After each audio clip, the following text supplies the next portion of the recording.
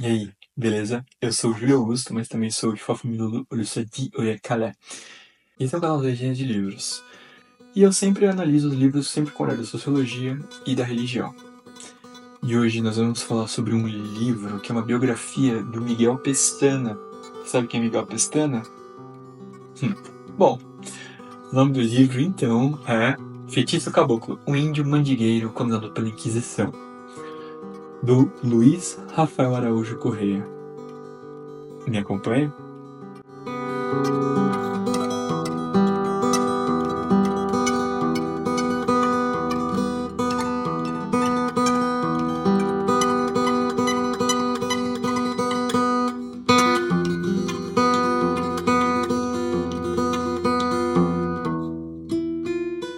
Não lembro agora se foi um mestrado ou doutorado, mas o Luiz, ele publicou a pesquisa dele, e justamente a pesquisa dele é a biografia do índio mandingueiro chamado Miguel Pestana. E a pesquisa dele tem o mesmo nome que o livro. A pesquisa dele é estudar a história de um índio, de um indígena, que praticava umas mandingas, e aí então a Inquisição pegou ele, julgou ele. Basicamente, o nome do livro, da pesquisa, resume isso. Quando foi publicada a pesquisa, um amigo meu falou: mano, lê isso aqui.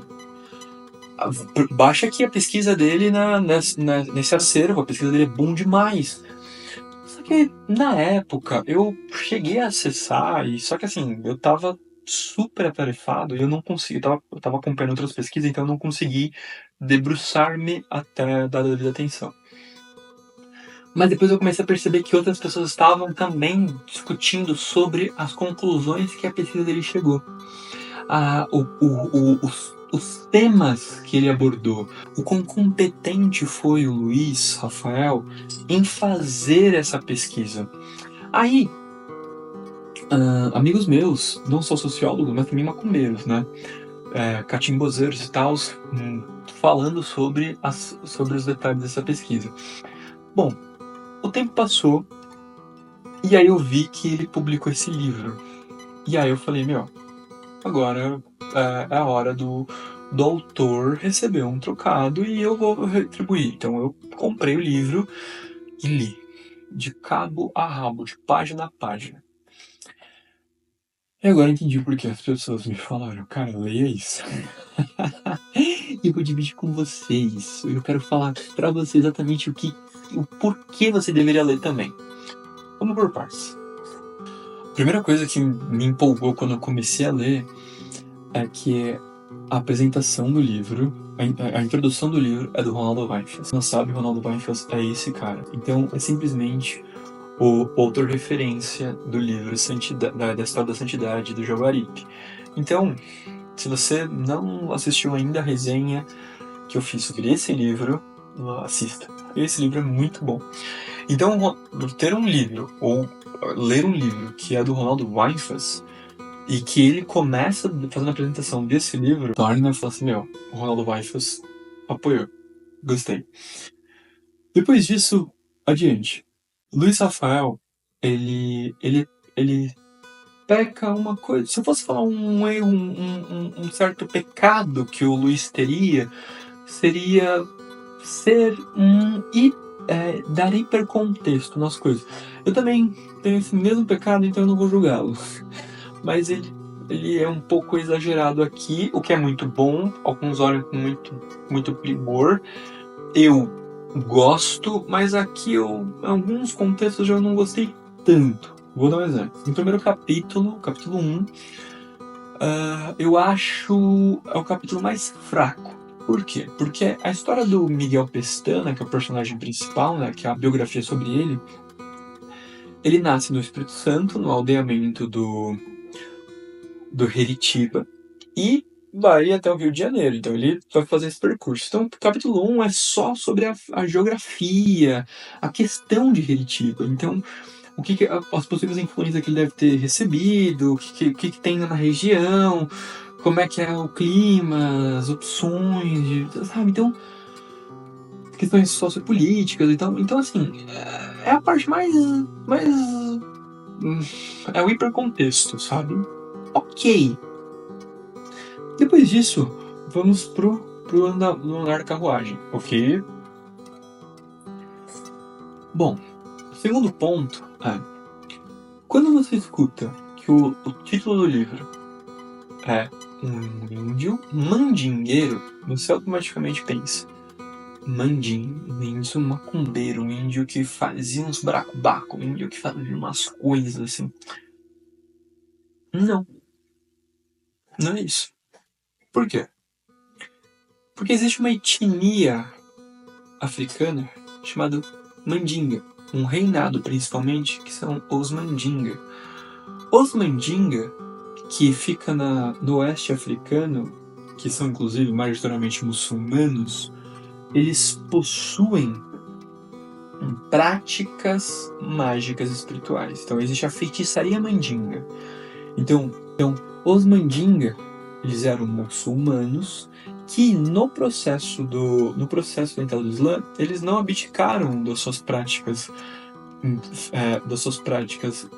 mágicas. Então, a feitiçaria Mandinga, ela é uma feitiçaria que envolve objetos, envolve até alguns trechos do Corão, então, por exemplo, os patuás, né? Tem uma frase famosa, quem não pode com mandinga não carrega patuá, porque um dos patuás mandinga é a bolsa, você, depois que termina o Ramadã, você faz um sacrifício para Allah de um carneiro, então você pega o couro do carneiro, você faz uma bolsinha, essa bolsinha você escreve trechos do Corão, trechos específicos do Corão, e guarda e coloca e carrega consigo dentro de si. Então, esse patuá, essa bolsa que tem dentro dele elementos, é um exemplo. Entende? Pois bem, acontece que os mandinga tem esse tipo de feitiçaria, então protetiva e também combativa. Então, e também outros, né? São feitiçarias, a feitiçaria mandinga são bem complexa e vasta.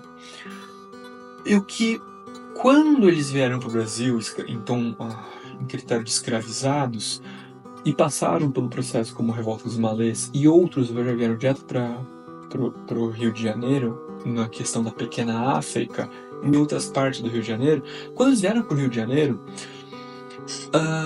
eles venderam, então os que vieram então escravizados, eles venderam seus conhecimentos, ou seja, objetos, ou faziam práticas litúrgicas, práticas mágicas, para quem quisesse comprar, para poder comprar sua alforria.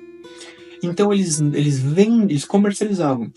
No livro que eu já citei para você, do João do Rio, no começo do livro, nesse livro, que eu também já fiz resenha, tá aqui no canal, no primeiro capítulo desse livro do João do Rio, cita-se os alufás, que são feiticeiros muçulmanos que vendem feitiços para quem quiser pagar, que mora no Rio de Janeiro. E também citam os orixás, que são africanos iorubás, que também vendem feitiços para quem quiser pagar. Então veja, na época da escravidão, quando já tinha as cartas de alforria, você já podia comprar sua liberdade. Alguns feiticeiros de lugares diferentes da África vendiam seus objetos, como é citado como Luísa Pinta e outros. Quando a escravidão foi abolida, você tem agora os feiticeiros, os pretos que estão à margem da sociedade, que a sociedade não integrou eles. Então alguns deles usam seus conhecimentos como sobrevivência para vender algo. Então, seja qualquer coisa, como exatamente como você nos dias de hoje, como você vende jogo de búzios, você vende consultor ocular, você vende ebó, você vende magia, você vende essas coisas. Então, aqui você tem exemplos disso, tá?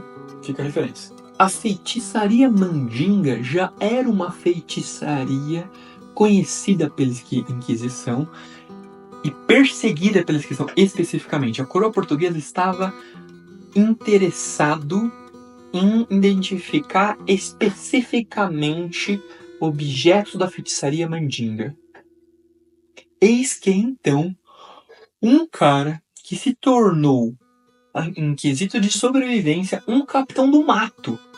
Então veja, olha como ele é um sobrevivente. Em algum momento da vida dele, ele se torna um capitão do mato. Ele começa a apontar e fazer, desfazer para o poder local.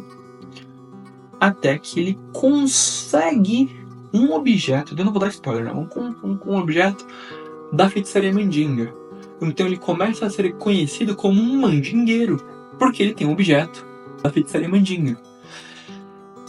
E aí, as coisas começam a tomar novos rumos, porque ele começa a ficar famoso pelo fato de ser um capitão do mato e também ser um mandingueiro. Então, quando ele é preso e vai ser julgado na Inquisição, por exemplo, ele não é nem priorizado como um dos mais importantes. Ele não está nem em destaque como um dos mais importantes. Então passa-se todos os outros, leva tempo, a ponto dele conseguir negociar coisas na prisão. Ele consegue chegar na prisão e falar assim, pô, o que você quer fazer? Eu tô precisando de um sabão. Ele fala, não, consegue isso, eu te faço um sabão, não sei o que, não sei o que lá. Você tá entendendo? Então, são coisas assim que acontecem.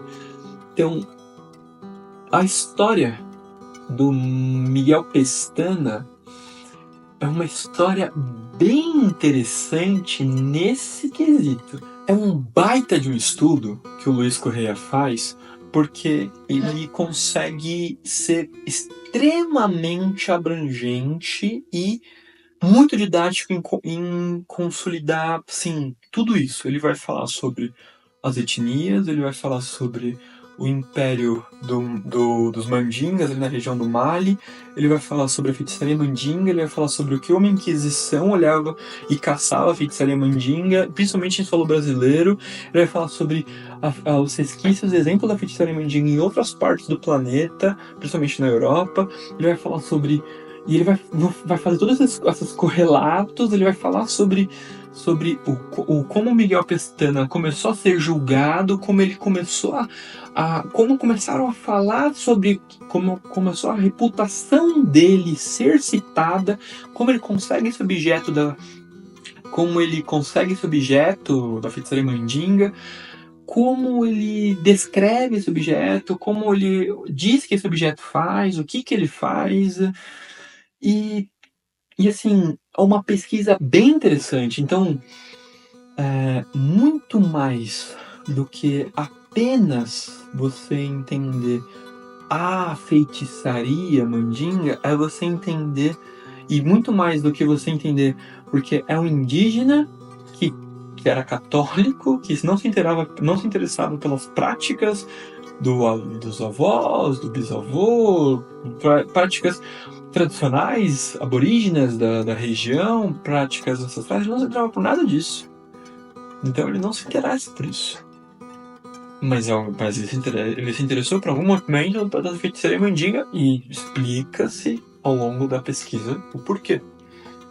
E é só lendo mesmo, para você conseguir entender que ele é um sobrevivente.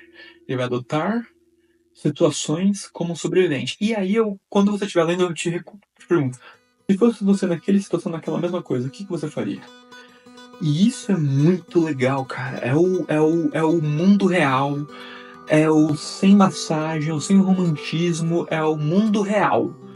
É a verdade nua e crua na tua cara, assim, página por página. Então, Luiz Correia, valeu cada momento de leitura. Como eu falei, não é a leitura também mais rápida, mais simples. A leitura ela não é tão empolgante quanto outras biografias de feiticeiros nesse mesmo contexto. No entanto, ela ganha camadas que vão te empolgando. Mas é o jeito... Mas espero que você goste, assim como eu adorei. Certo? Bom, se você quiser esse livro, tá aqui na descrição, assim como a minha opinião. E comenta aqui nos comentários o que você achou desse livro. Mande para pessoas que talvez também achem que precise saber um pouco da feitiçaria mandinga e outras coisas. E não se esquece, quem não pode ir com mandinga não carrega patuá. Até a próxima resenha. Abraços.